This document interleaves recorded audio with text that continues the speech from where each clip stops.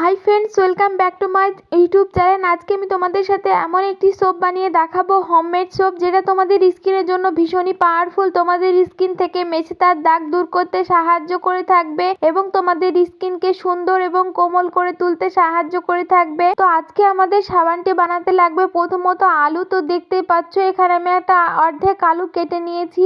আলু আমাদের স্কিনের জন্য ভীষণই ভালো, আমাদের স্কিন থেকে দাগ ছোপ দূর করতে সাহায্য করে থাকে এবং আমাদের স্কিনকে সুন্দর সুন্দর কোমল ময়শ্চারাইজার করে তুলতে সাহায্য করে থাকে আলু। তাই আমরা এই সাবানটি বানাতে আলু ব্যবহার করছি। তো আলুটাকে এখন আমি একটি গ্রেটারের সাহায্যে ভালো করে গ্রেট করে নেব। তো দেখো গাইস, এখানে আমার আলুটাকে ভালো করে গ্রেট করে নেওয়া হয়ে গিয়েছে। এখান থেকে এবার আলুটা থেকে আলুর রসটাকে বের করে নেব। তো দেখো আমি যেরকম ভাবে চিপে চিপে রসটাকে বের করে নিচ্ছি, তোমরাও ঠিক সেরকম ভাবে আলুর রসটাকে বের করে নেবে।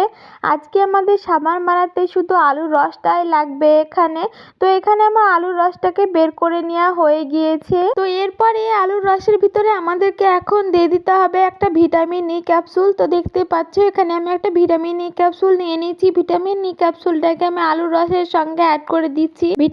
ভিটামিন ই ক্যাপসুল আমাদের স্কিনের জন্য কতটা উপকারী সেটা তো তোমরা সকলেই জানো। আমাদের স্কিনকে ময়শ্চারাইজার করতে সাহায্য করে থাকে এবং আমাদের স্কিনকে ডিপলি পরিষ্কার করতে সাহায্য করে থাকে ভিটামিন ই ক্যাপসুল। তারপর এখানে আমি নিয়ে নিয়েছি সোপ বেস। তো দেখতেই পাচ্ছ সোপ বেসটাকে আমি ভালো করে এখন ছোট ছোট টুকরো করে কেটে নেব। তো এখানে আমি অর্ধেক সোপ বেস কেটে নিয়েছি। এই অর্ধেকটাকে আমি ছোট ছোট টুকরো করে কেটে নেব যেন এটা ভালোভাবে মেল্ট হয়ে যায়। তার জন্য এখানে সোপ বেসটাকে আমাদের ছোট ছোট টুকরো করে কেটে নিতে হবে। এখানে আমার সোপ বেসটাকে ভালো করে কেটে নেওয়া হয়ে গিয়েছে। এখন আমি এটাকে মেল্ট হতে দিয়ে দেব। তো এখানে আমি একটা বাটিতে সোপ বেস গুলোকে দিয়ে দিয়েছি মেল্ট হতে। তো দেখো সোপ বেস গুলো একদম মেল্ট হয়ে গিয়েছে। এর ভিতরে আমাদেরকে এখন অ্যাড করে দিতে হবে 1 চামচ মতো চালের গুঁড়ো। চালের গুঁড়ো আমাদের স্কিনের জন্য কতটা উপকারী সেটা তো তোমরা সকলে জেনে থাকবে। কোরিয়ানরা চাল এবং চালের গুঁড়ো স্কিনে ইউজ করে, তার জন্য তাদের স্কিন এত সুন্দর গ্লোয়িং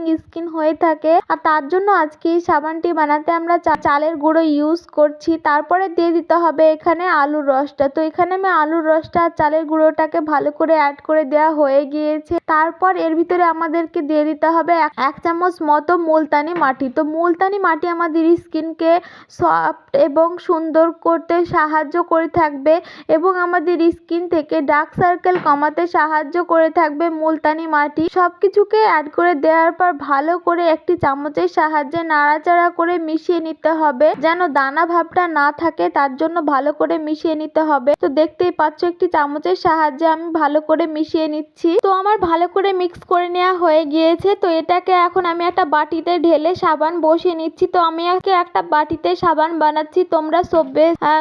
তোমরা সোপ মোল্ডেও বসাতে পারো। তো এখানে আমি একটা বাটিতে আজকে সাবানটা বানিয়ে তোমাদেরকে দেখালাম। তো দেখো কত সুন্দর ভাবে বসে গিয়েছে। তো এটাকে আমি এখন তুলে নিচ্ছি। দেখো কত সুন্দর সাবানটা হয়েছে। এই সাবানটা তোমাদের স্কিনকে সফট এবং সুন্দর করে তুলতে সাহায্য করে থাকবে এবং তোমাদের স্কিনের জেল্লা ফিরিয়ে নিয়ে আসতে সাহায্য করে থাকবে। যাদের স্কিন প্রচুর পরিমাণে কালো হয়ে গিয়েছে, ট্যান পড়ে গিয়েছে, সেই ট্যান রিমুভ করতে সাহায্য করে থাকবে আজকের এই সাবানটা তোমাদের স্কিনের জন্য ভীষণই উপকারী, ভীষণই পাওয়ারফুল হোমমেড সোপ। তো তোমরা বাড়িতে অবশ্যই একবার হলে ওই সাবানটা বানিয়ে ইউজ করবে, দেখবে অনেক ভালো রেজাল্ট পাবে।